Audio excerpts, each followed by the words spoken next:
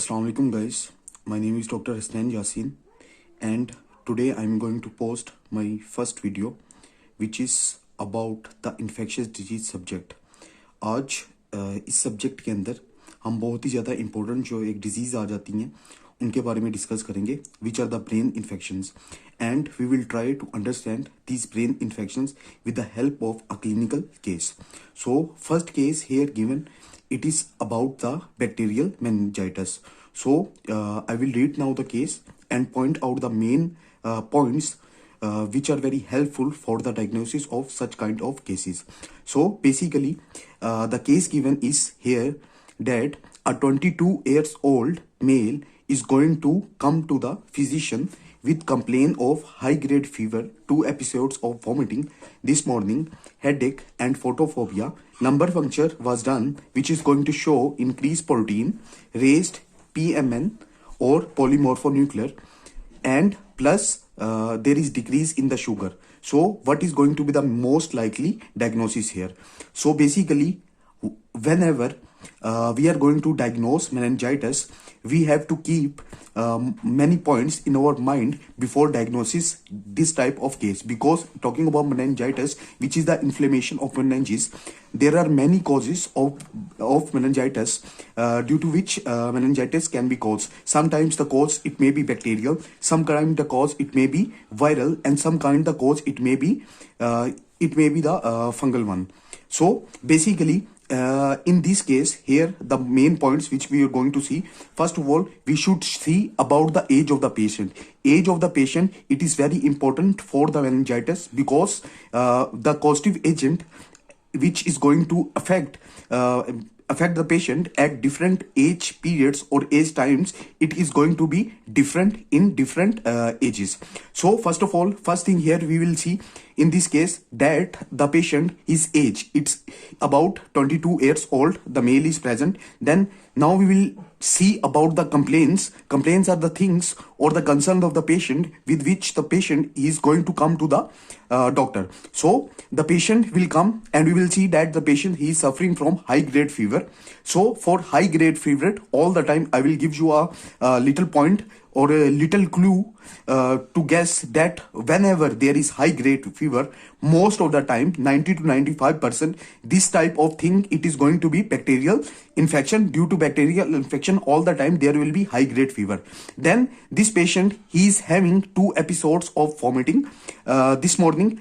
This vomiting, it is due to some kind of septicemia or some kind of infection, due to which our chemo trigger zones which are present in our brain, they will become activated due to these chemicals, and due to which the vomiting is going to take place. Plus all the infections which are related to the CNS, headache, it will be present in most of the things. So next thing, it will be the headache. Then plus photophobia, the patient, when he is going to exposed to the light, at that time the symptoms, they are going to be increased. So these are the symptoms with which the patient has came. Now what we will do in our laboratory, first of all we are going to do the lumbar puncture. So lumbar puncture, basically it is a procedure in which for what we will do, we will take the lumbar fluid or CSF, and we are going to see different things in the CSF. So basically what we will see here, that in CSF there will be increased amount of protein. Remember, whenever there is a bacterial meningitis, all the time the protein level, it is going to be increased. Then next thing, it is the raised amount of PMN, or in other words we call it the polymorphonuclear cells, or in simple words these are our neutrophils. So their level is going to also to be increased, and plus the blood glucose level, it will decrease, because glucose, it is the main thing which the bacteria here, it is going to take it or you can say it is the primary source of energy for the bacteria. So with these 3 symptoms, whenever you see that a patient he is having high grade fever, then vomiting, headache and plus photophobia, and lumbar function puncture is going to show 3 things: increased protein, increased number of neutrophils or PMN or polymorphonuclear cells, and plus the blood sugar level, it is going to be decreased. So you can the most probably answer which is going to be here, it is the bacterial meningitis. So these are the points which you are going to keep in your mind while diagnosing such kind of case. So they are very helpful for you guys to answer such kind of questions during the exam. Okay, next, meningitis basically it is the inflammation of the meninges, and this is the lining which covers the brain. So talking about this meningeal covering, so in CNS basically we are having three layers of these meninges. The first layer which we are having, it is the dura mater, then we are having the arachnoid matter, then third one we are having, it is the pia mater. And this arachnoid matter and pia mater together, these two layers we call them as leptomeninges.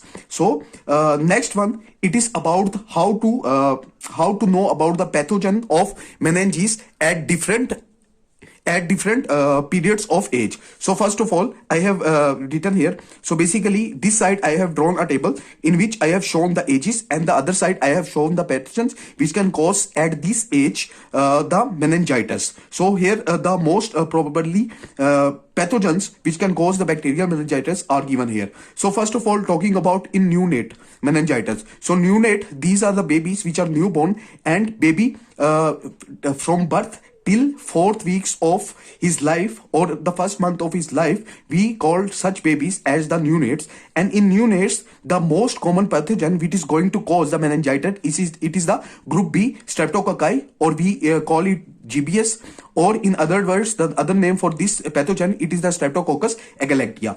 Next one, it is about the infant meningitis. So infant meningitis, basically this is a type of meningitis which is caused in babies from 1 month of age till 1 year of age. So here the causative agents which we are having here the Streptococcus pneumoniae, Escherichia coli, and Listeria monocytogen. So these are the three most common pathogens which are going to cause meningitis in infant or in babies from age from 1 month to 1 year. Next one, it is about the adolescence. Adolescence, it is age of 18, you can say. So at this age, the most common pathogen which is going to cause the meningitis, it is the Neisseria meningitis. Next one, it is in adults. So adults, they are more than 18, you can say, or more than 16. So in such patients, the most common cause of meningitis, the pathogen here, it will be the Streptococcus pneumonia.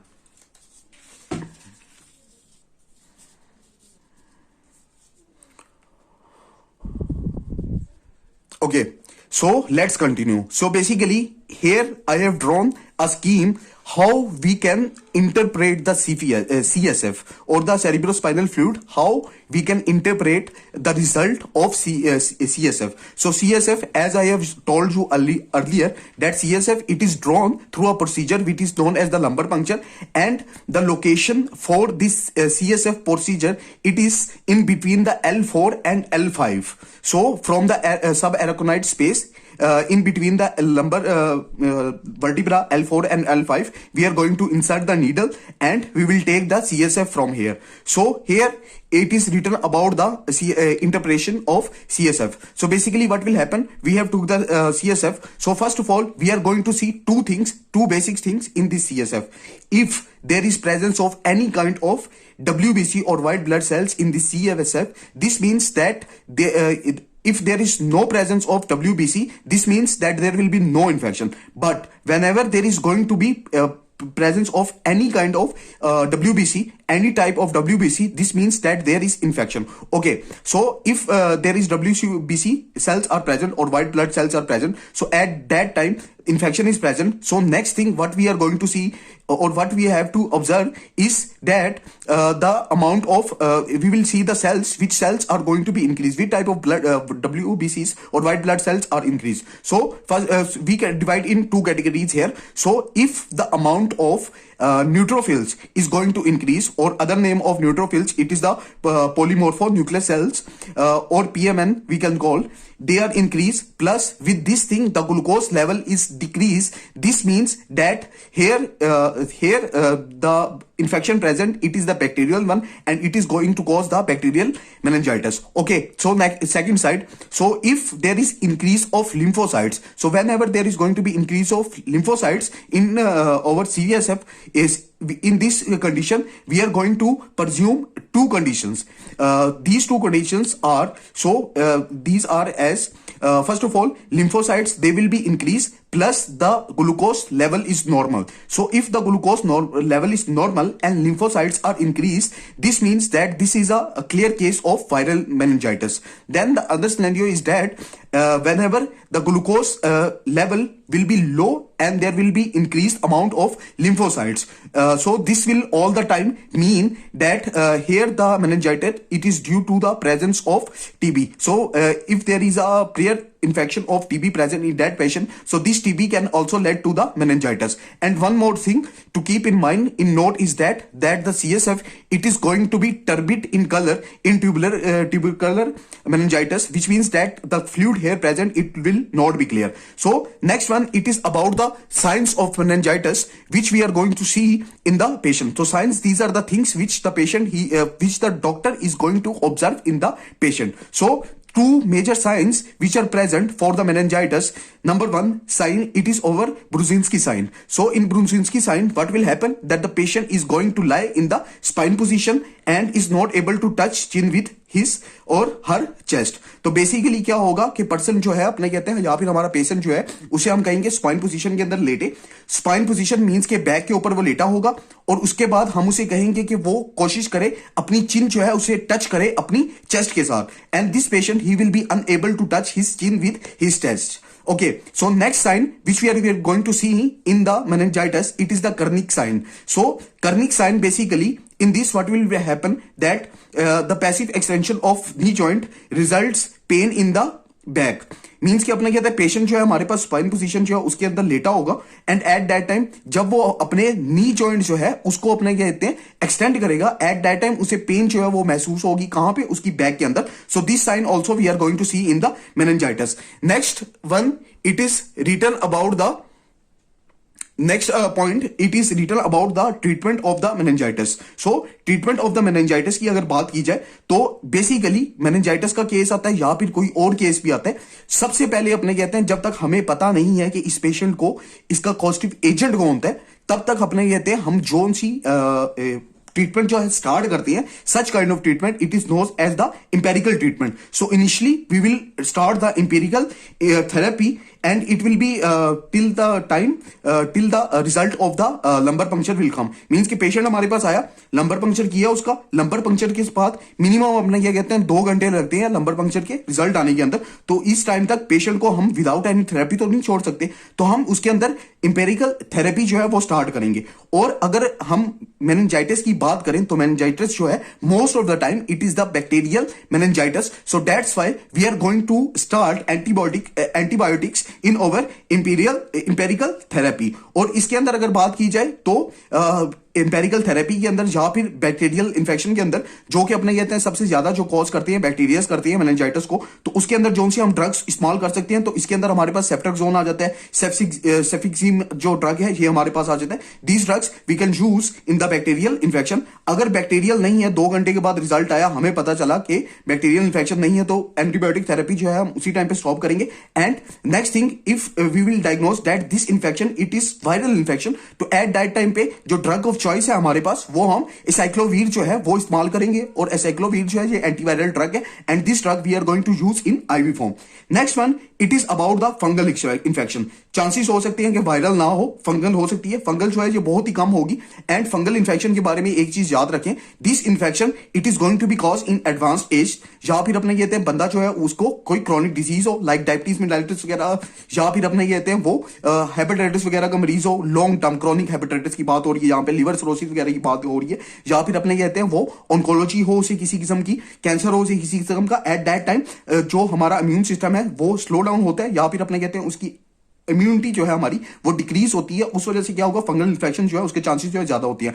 और fungal infections की अगर बात की जाए तो fungal infections के अंदर जो हमारा ड्रग ऑफ चॉइस है all the time, most of the time the drug which we use it is the amphotericin B drug. Amphotericin B drug की अगर बात की जाए तो this drug it is going to cause pores in the fungal cell. जहां पे मैंने एक सेल अपने कहते हैं ड्रॉ किया और जहां पे एक मैंने ड्रग जो है बताया है, तो ये जो ड्रग है हमारा ए, ये क्या करेगा, जो हमारी फंगल सेल वॉल है उसके अंदर जो है पोर्स करेगा and this cell of this drug of are it is the amphotericin B drug which is a anti fungal drug, और ये फंगीसाइडल ड्रग आ जाता है, मींस कि अपने कहते हैं पोर्स क्रिएट कर देगा जब सेल वॉल के अंदर फंगस के, तो उससे क्या होगा कि सेल का जो मटेरियल वगैरह है वो सारा बाहर आ जाएगा और उसकी अपने कहते हैं ब्रेक डाउन हो जाएगी, सेल जो है अपना कहता है खत्म हो जाएगा। लेकिन जहां पे एक और पॉइंट हमने इस्तेमाल करना है, इस जेन में रखना है, वो ये है कि एम्फोटेरेसिन बी ड्रग जो है हमेशा इसके साथ हम एक और ड्रग यूज करते हैं जो कि हमारे पास फ्लूसाइटोसिन आ जाता है। फ्लूसाइटोसिन जो है वो हम इसलिए इस्तेमाल करते हैं क्योंकि ये बायोअवेबिलिटी जो है एम्फोटेरेसिन बी जो है उसकी ये इंक्रीज कर जाता है। ओके, नेक्स्ट जो है हमारे पास केस, वो अगर जो है ये ट्यूबरकुलर मेनिंजाइटिस जो है वो कॉज हुई हो, मींस कि अपने ये कहते हैं टीबी की वजह से अगर जो मेनिंजाइटिस कॉज हुई है, तो एट दैट टाइम पे हम क्या करेंगे कि जो पेशेंट जो टीबी की ऑलरेडी जो ले रहा है वो ट्रीटमेंट, उस ट्रीटमेंट को वो कंटिन्यू करेंगे, हम उसे अपने कहते हैं पेशेंट के अंदर कंटिन्यू करवाएंगे। So basically in this page or in this page I have shown basically a clue which you are going to keep in your mind to diagnose the encephalitis. Encephalitis जो है इसके अंदर हमारी पूरी brain जो है उसकी अपने कहते हैं इन्फ्लेमेशन हो जाती है as a whole, where as अपने कहते हैं मेनिंजाइटिस जो है उसके अंदर सिर्फ मेनिंजिस जो है उसकी इन्फ्लेमेशन होगी। तो हमारे पास एक पेशेंट आएगा, उसके अंदर लो ग्रेड फीवर होगा, लो ग्रेड फीवर है तो मे भी अपने कहते हैं वायरल इंफेक्शन की वजह से हो, लो ग्रेड होगा या हाई ग्रेड होगा, साथ फोटोफीबिया होगा, हेडेक वगैरह होगी, मींस कि अपने कहते हैं सेम सिम्टम्स हैं लाइक द मेनिंजाइटिस, अपने कहते हैं वॉमिटिंग वगैरह भी हो सकती है। लेकिन इसके साथ एक और छोटी सी चीज जो है वो एडअप हो जाएगी which is the Altered mental status, means कि अपने कहते हैं उसका मेंटल स्टेटस जो है वो कंफ्यूज स्टेट के अंदर आएगा, उसे पता नहीं होगा कि अकॉर्डिंग टू टाइम वो and place where he is present, ठीक है, या फिर वो कंफ्यूज हो गया, या फिर वो अनकॉन्शियस जो हो सकता है या फिर अनकॉन्शियस स्टेट के अंदर हो सकता है। तो eight that time this kind of infection it is going to be the encephalitis, and encephalitis की अगर बात की जाए तो most of the times ये जो है अपना encephalitis जो है ये वायरल इंफेक्शन आ जाती है, वायरस जो है उसकी वजह से ये कॉज हो जाएगी। नेक्स्ट जो है यहां पे अपने कहते हैं एक एमसीक्यू लिखा गया, ये भी एग्जाम के पॉइंट ऑफ व्यू से काफी इंपॉर्टेंट आ जाता है। The appearance of RBC in CSF without history of trauma highly suggested of, means कि अपना कहते हैं आरबीसी जो है रेड ब्लड सेल्स जो है वो आ जाए हमारे लंबर पंक्चर के अंदर, ठीक है, after without any history of trauma, means कि कोई ट्रॉमा नहीं हुआ, उसके बगैर अपने कहते आ जाते हैं, तो हाईली सजेस्टिव ये आ जाता है कि इस बंदे को जो है ये जो हुई है ये इंसेफेलाइटिस हुई है, और पैथोजन जो है यहां पे वो एचएसवी वायरस आ जाती है। एचएसवी वायरस की अगर बात की जाए तो ये हमारी हर्पीस सिम्प्लेक्स वायरस आ जाती है। हर्पीस सिम्प्लेक्स वायरस की अगर बात की जाए तो ये एक डीएनए वायरस आ जाती है हमारे पास, और इसके लिए एक पॉइंट जो है याद रखना है कि एचएसवी वायरस जो है इसके लिए हमेशा जो ड्रग ऑफ चॉइस जो है हम इस्तेमाल करेंगे उसके अंदर एंटीवायरल ड्रग हमारे पास आ जाता है acyclovir. We are going to use this drug in IV form. Next हमारी जो एचएसवी वायरस की अगर हम बात करें तो एचएसवी वायरस जो है अपने कहते हैं इसकी आगे दो टाइप्स आ जाती है हमारे पास, इसकी टाइप्स के अंदर टाइप 1 है टाइप 2 है। एचएसवी 1 है हमारे पास, एचएसवी 2 है। एचएसवी 1 की बात की जाए मींस के above the belt and below the belt, इसके अंदर याद रखना है अबव द बेल्ट जो है मींस के हमारी अपने कहते हैं अम्बिलिकल रीजन जो है उससे ऊपर जहां पे हम बेल्ट बांधते हैं उससे ऊपर जितनी भी इंफेक्शन होगी ये एचएसवी 1 जो है ये कॉज करेगी, वेयर एज एचएसवी 2 जो है ये बिलो द बेल्ट जितनी भी इंफेक्शन आ जाती है this is going to cause. So HSV 1 जो है अपना कौन कौन सी ये इंफेक्शन कॉज कर सकती है, तो इसके अंदर स्टोमाटाइटिस मींस कि हमारी जो म्यूकोजल लाइनिंग आ जाती है उसकी अपने कहते हैं ये इंफेक्शन जो है वो कॉज कर सकती है। इसके अलावा अपने हमारी जो जिंजीवाइटिस आ जाती है मींस कि हमारी गम्स की इन्फ्लेमेशन ये करवा सकती है। कंजक्टिवाइटिस जो है वो ये हमारी करवा सकती है। इसके अलावा केराटाइटिस बेसिकली अपने कहते हैं ब्लैक पार्ट जो आ जाता है हमारी आई का, अपने कहते हैं जिसे हम कॉर्निया कहते हैं, उसकी इन्फ्लेमेशन करवा सकती है। देन मेनिंजाइटिस जो है अपने कहते हैं उसके अंदर हमारी डैप जो आ जाती है हमारे अपने कहते हैं ड्यूरा मैटर, एल्क्रोइड मैटर एंड पाया मैटर, उसकी इन्फ्लेमेशन करवा सकती है। इंसेफेलाइटिस जो है वो करवा सकती है, और इंसेफेलाइटिस के अंदर ब्रेन पैरेन्काइमा जो है वो इफेक्ट होगा, मींस कि अपने कहते हैं जो फंक्शनल सेल्स आ जाती हैं हमारी ब्रेन के वो इसके अंदर इन्फेक्ट होंगे। वेयर एज एचएसवी 2 की अगर बात की जाए तो ये बिलो द बेल्ट वाली आ जाती है, और बिलो द बेल्ट वाले की अंदर बात की जाए तो इसके अंदर मोस्ट ऑफ द टाइम हमारे पास अपने कहते हैं जेनिटल अल्सर जो है हमें नजर आएंगे which are going to be shallow ulcer and they are painful in nature. Shallow जो है नाम से जाहिर है कि खाली किस्म के ये अल्सर आ जाएंगे, and these ulcer they are going to be painful. जब भी अपने कहते हैं एचएसवी 2 की इंफेक्शन के अंदर होते हैं अल्सर तो वो हमेशा पेनफुल होते हैं। इसके अंदर अलावा कुछ और अल्सर्स वगैरह भी आ जाते हैं, we will discuss them later when we will discuss the dermatology, उसके अंदर हम स्टडी करेंगे अपने कहते हैं डिफरेंट अल्सर आ जाते हैं, तो at that time we will talk a little bit more about the ulcers, about the genetical ulcer, how they are going to be caused, which are different pathogens for them. Now नीचे अपने कहते हैं यहां पे जो है मैंने जो सीएनएस इन्फेक्शन जो है इसके कुछ की वर्ड जो है लिखे हैं which are very very important and ये चीजें जो हैं ये ज़हन में रखने के बाद अगर ये चीजें आपको नजर आ जाती हैं हमारे अपने कहते हैं किसी भी केस के अंदर, तो उससे आप जो है वो डायग्नोस लगा सकती हैं कि जहां पे कौन सा हमारे पास जो डायग्नोसिस के अंदर कौन सा डिजीज हमारे पास हो सकता है। सो फर्स्ट पॉइंट जो है, जब भी आ जाए फोटोफोबिया, फोटोफोबिया प्लस अपने कहते हैं नकल रिजिडिटी, मींस कि अपने कहते हैं हमारी नेक जो है वो रिजिड हो जाएगी अपने कहते हैं, या फिर उसके अंदर स्टिफनेस आ जाएगी। ये दो चीजें अपने कहते हैं फोटोफोबिया प्लस नकल रिजिडिटी। और इसके साथ अपने कहते हैं कुछ कॉमन सिम्टम्स आ जाती हैं जिसके अंदर हेडेक वगैरह होगी, फीवर वगैरह होगा अपने कहते हैं, और प्लस अपने ये कहते हैं फीवर वगैरह जो है और वॉमिटिंग वगैरह जो है वो हो सकती है। तो जब भी ये 3-4 चीजें हमने देखनी है, क्या क्या, फोटोफोबिया, नेक रिजिडिटी, इसके अलावा हेडेक हो या फिर अपने कहते हैं फीवर हो अपने कहते हैं, ये सारी चीजें जो है it is a clear cut sign that this patient is going to have the meningitis. और फिर मेनिंजाइटिस के लिए हम आगे चेक करेंगे कि लो ग्रेड फीवर है कि नहीं, हाई ग्रेड फीवर है कि नहीं, प्रोटीन का कंटेंट क्या है, ग्लूकोज का कंटेंट क्या है, and these things we are going to check by the lumbar puncture. Next one, it is about these और इन symptoms, photophobia, nuchal rigidity, headache, plus अपने कहते हैं इसके साथ जो वॉमिटिंग आ जाती है वो, ये सारी सिम्टम्स जो हैं इसके साथ अगर एक और चीज जो है वो एडअप हो जाए, जिसे वो आ जाती है हमारी मेंटल स्टेटस चेंजेस, मींस के उसके मेंटली अपना वो आप कह सकते हैं कि वो स्टेबल ना हो।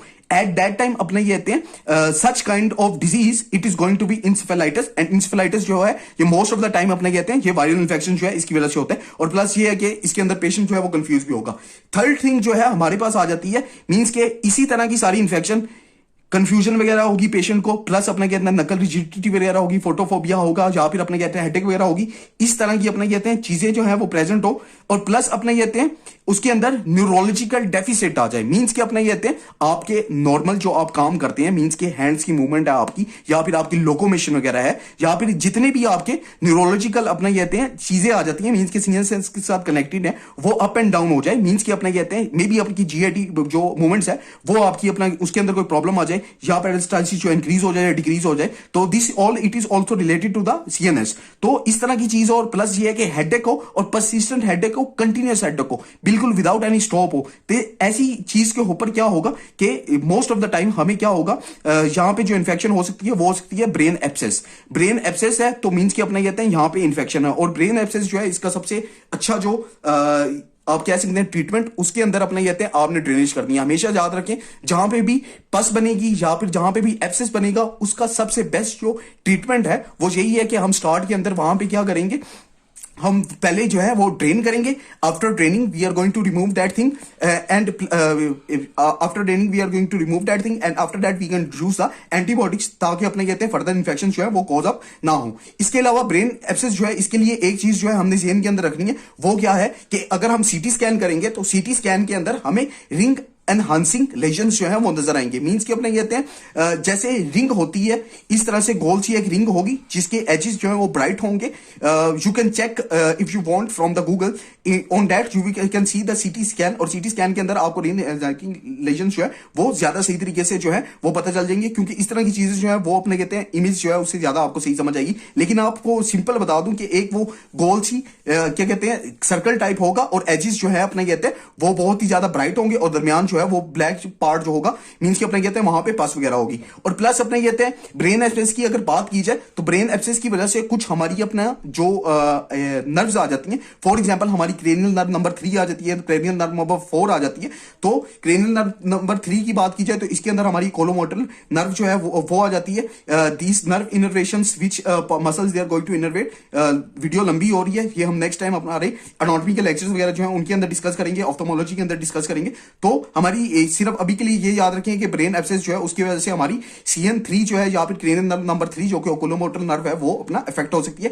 इसके अलावा हमारी एक और नर्व आ जाती है जो कि क्रेनियल नर्व नंबर 4 है, इसकी पाल्सी जो है वो भी कॉज आउट हो सकती है ब्रेन एब्सेस की वजह से, जिसका नाम है हमारे पास अब्डूसन नर्व। अब्डूसन नर्व जो है बेसिकली इस वजह से अपना कहते हैं जो है हमारे पास कन्वर्जेंट स्क्विंट होगा। स्क्विंट जो है इसकी मैं फिलहाल बात नहीं करूंगा, ये हम जब ऑप्थेल्मोलॉजी स्टार्ट करेंगे at that time we will study, but for now just keep little bit idea in your mind that squint जो है बेसिकली इसके अंदर हमारी आई का जो ब्लैक पार्ट है whether it is going to move to the lateral side और the medial side, या तो नाक वाली साइड पे चला जाएगा या फिर आउटर साइड पे मूव हो जाएगा। इस तरह की चीज को हम क्या कहते हैं, स्क्विंट कहते हैं। तो स्क्विंट जो है इसके लिए दूसरा वर्ड जो है हमारे पास कन्वर्जेंट स्क्विंट जो है इसके लिए एस्ट्रोपिया भी इसे कहते हैं। और इसके अंदर बेसिकली क्या होगा कि हमारा जो ब्लैक पार्ट है it is going to move to the medial side. Squint जो है मैं दोबारा से कह रहा हूं, इसके बारे में हम फ्यूचर में बात करेंगे, लेकिन ये है कि अभी के लिए यही याद रखें कि कन्वर्जेंट स्क्विंट जो है यहां पे होगा एब्ड्यूसन नर्व जो है जब भी उसकी पाल्सी होगी, जिसके अंदर क्या होगा कि ब्लैक पार्ट आई का जो है वो मूव कर जाएगा कहां पे, हमारे नोज की साइड पे।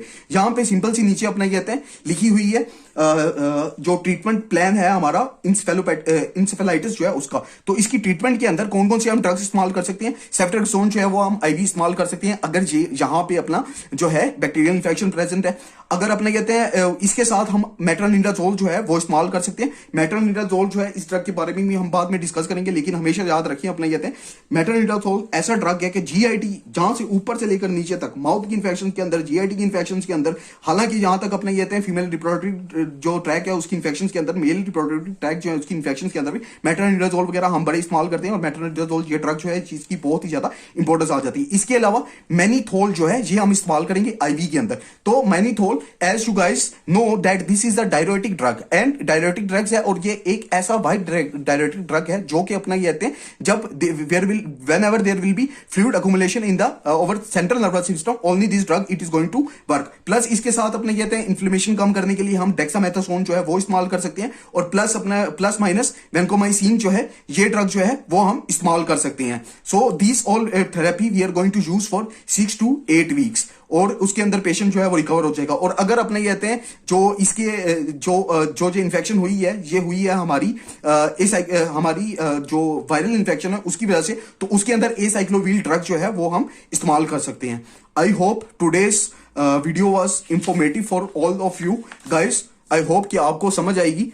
साथ लेक्चर्स जो हैं आप लोग सारे कंप्लीट करें। मैंने आप लोगों को पहले भी बात की है, ये हमारा इन्फेक्शियस डिजीज का फर्स्ट लेक्चर था। अभी इसकी कुछ और वीडियोस आएंगी, तो हम जितने भी हमारे कोर्सेज हैं वो सारे कंप्लीट करेंगे। And these all courses they are going to be according to the NRE step 1 book. और मैं आप लोगों को पहले भी बता चुका हूं कि after this it will be very easy and informative for you, and for very smartly if you are going to study you can easily crack the NRE step 1। और बाकी भी जितने लाइसेंसिंग एग्जाम आ जाते हैं, यूएसएमएलई है, PLAB है, एसएमएलई है अपना, या फिर एमओएच है, या फिर यूए की जितने भी आ जाते हैं उसके अंदर भी बहुत ज्यादा हेल्प करेंगे। प्लस अपना कहते हैं मेरे कुछ स्टूडेंट्स आ जाते हैं जो कि एमसीआई जाके देंगे, या फिर बीएमडीसी जो है Bangladesh medical and dental council जो है उसका एग्जाम देंगे। तो उनके लिए भी अपना कहते हैं वहां पे भी कोई रॉकेट साइंस का एग्जाम नहीं आना, वहां पे भी अपना कहते हैं जो चीजें आएंगी they are going to be related to this and this topic meningitis and encephalitis. These are very much important topics and may be in future we will talk a little bit more about these infections. So I hope this